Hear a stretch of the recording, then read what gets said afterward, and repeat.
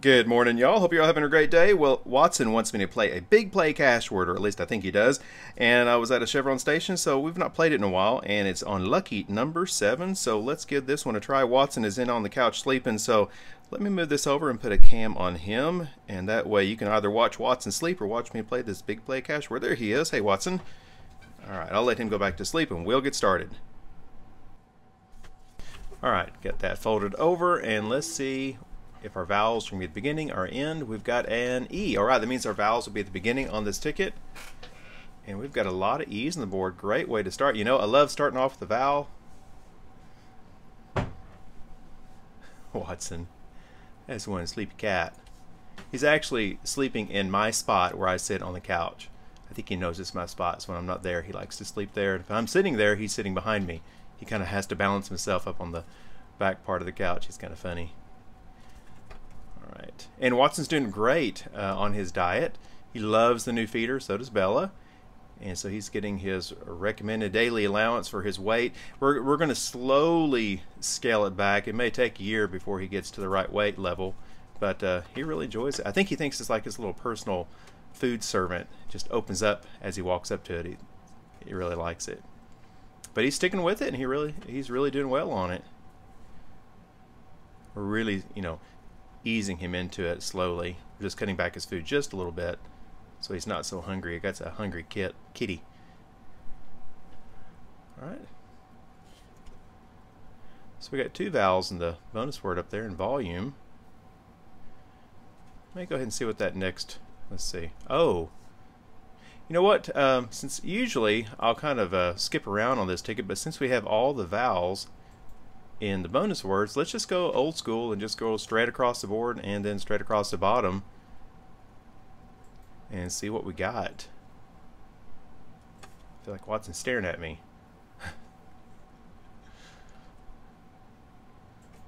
Alright. He'll either sleep there or on the, we have a little love seat. Oh good, another A, or an A. Another good vowel. And he likes to, it's where we, everybody has that spot in their house where they throw their towels when they come out of the dryer. And so we put it over there, and he likes to lay on those warm towels. He's funny. I think all cats like to lay on laundry. Okay, I have a funny story to tell you. I just now remembered. So last week when it was really cold and icy out, we actually brought Marmalade in when it got down into the teens. It was just too cold for him outside. And so we have a big dog crate that we used to keep our dogs in, our collies in, so it's a really big dog crate. And so I put a box in there, kind of a longer box, and then I put some hay in it, and then I put Marmalade in there.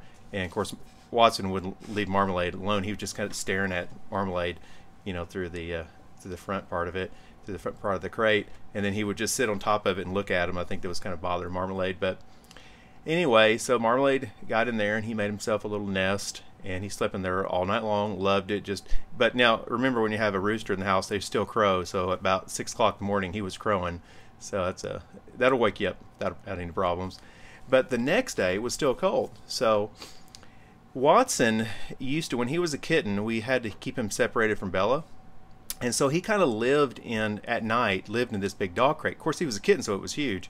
We'd have his litter box in there and his food. And so at night we put him up so he wouldn't bother Bella and give Bella some peace, because kittens, they just love to chase and bounce around, and of course Bella didn't like anything about that. So for about, oh gosh, seems like 6 or 8 months, Watson stayed in there at night, and of course that's where he went to the litter box and where he ate.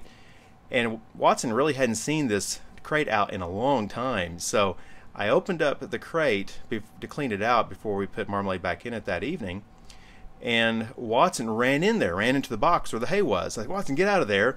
And I guess he confused the hay box with a litter box, and he started to think, hey, I'm going to use this as a litter box, and I grabbed him really quick. It's like, Watson, get out of there. And so I grabbed him before he could do anything, I thought, and I pulled him out of there and didn't think anything about it. And so we put Marmalade in the crate that evening, and he refused to go into the box. So Watson must have got his scent all over it, and I guess because he's a predator, and maybe Marmalade's aware of that, but Marmalade refused to go in the box. And so what I did is, well, maybe got some of his scent on the hay, so I took Marmalade out and I got the box and put brand new hay in it, cleaned it out, and I put it back in there. Still Marmalade refused to go into the box. And so I thought, well, he'll eventually get used to it. So we went to bed and got up, and Marmalade just curled himself up against the little front opening of that crate. He refused to go in that box all night long. So I guess Watson was malodorous. I guess he just didn't want to go in where Watson had put his little dirty little paws, I guess. It was really weird. So the next evening, I said, I'm just going to throw that box away and put brand new hay in it.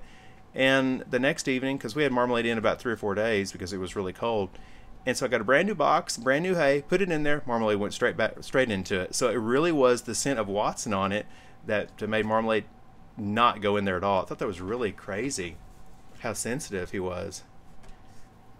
But it was actually kind of fun to have Marmalade in the house.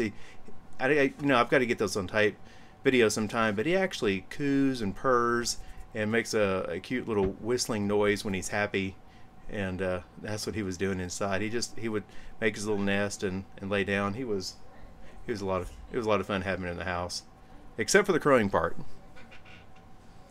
Crowing part, although I guess I've gotten used to his crowing, so actually when we hear him in the morning, it's kind of reassuring that he's okay outside. All right, we're doing pretty good. Look at that. We've got Lake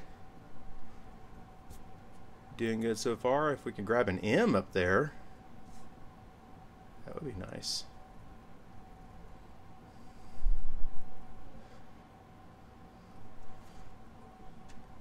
Any more M's? So we know nothing that with an I isn't in it's going to be any good. So we got to ask Q. Oh, I think we had one Q.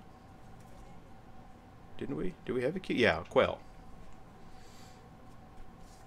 Can we get an M? Oh, there's a Y. Okay, so we got Lovely and Lake. Or an R. Man, R would be great.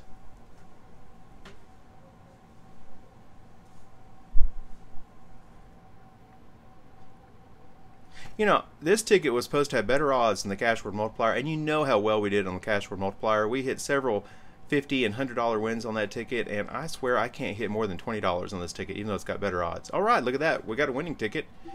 All right, so we've got, looks like Lovely Lake and Oath right now, so that'll be 3 words for 5. Unless we get something else, that top one's going to be 5. We need to get something else.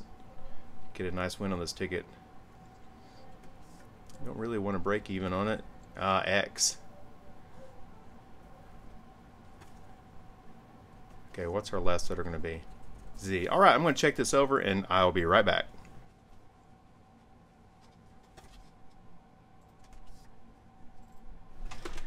All right, so I checked it over, and it's most likely going to be just a $10 break even, because back here we just have ask and yes, and down here I only see Gala, and up here we have 3 words, so we have Oath, Lake, Lovely. That's going to be 3 words for 5, which means this has to be a $5 winner. They really tease you on this ticket. Yep, $5. So we got a $10 break even. Hey, we will definitely take that. Well, guys, hope you enjoyed it. Y'all have a great, lucky rest of your day, and Watson and I will talk to you later.